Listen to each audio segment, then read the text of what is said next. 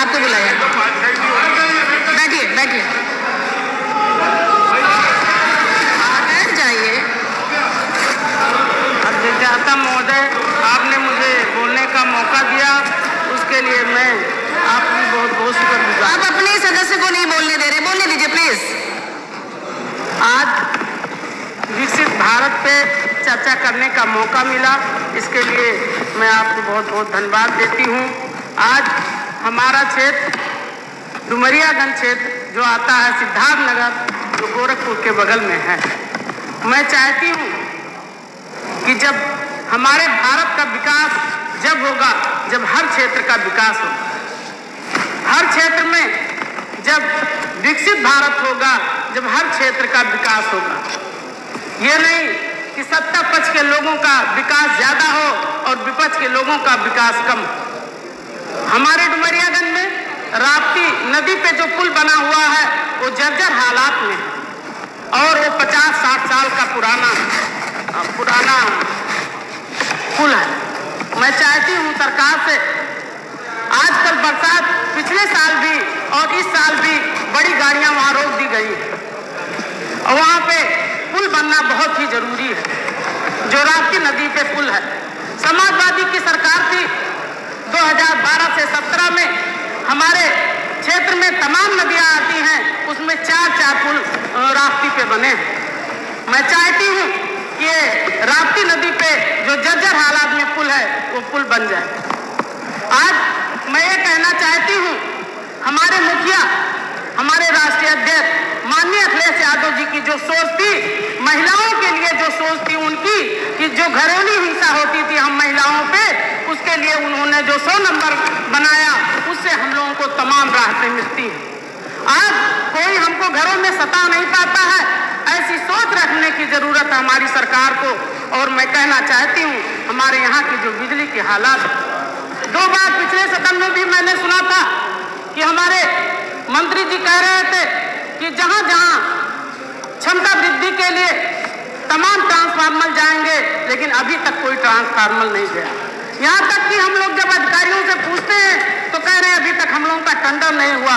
हम लोगों ने अपने विधायक निधि से 20-20 लाख तक के ट्रांसफार्मर और पोल दे दिए हैं, लेकिन ऐसी हालात है कि अभी जो योजना थी कि जो जर्जर तार है वो बदले जाएंगे और पोल लगाए जाएंगे, अभी तक नहीं पूरा हुआ है।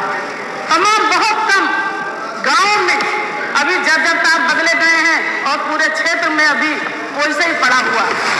और मैं कहना चाहती हूँ, हमारा जो क्षेत्र है बाढ़ वाला क्षेत्र है, वहाँ तमाम लोग खेती किसानी करते हैं। तमाम क्षेत्र तो वहाँ बाढ़ से खराब हो जाता है, लेकिन जो बचा हुआ है यूरिया की इतनी किल्लत है, किसी को यूरिया नहीं मिल रही है और तमाम ब्लैक लोग यूरिया लेते हैं जो महंगी होती है।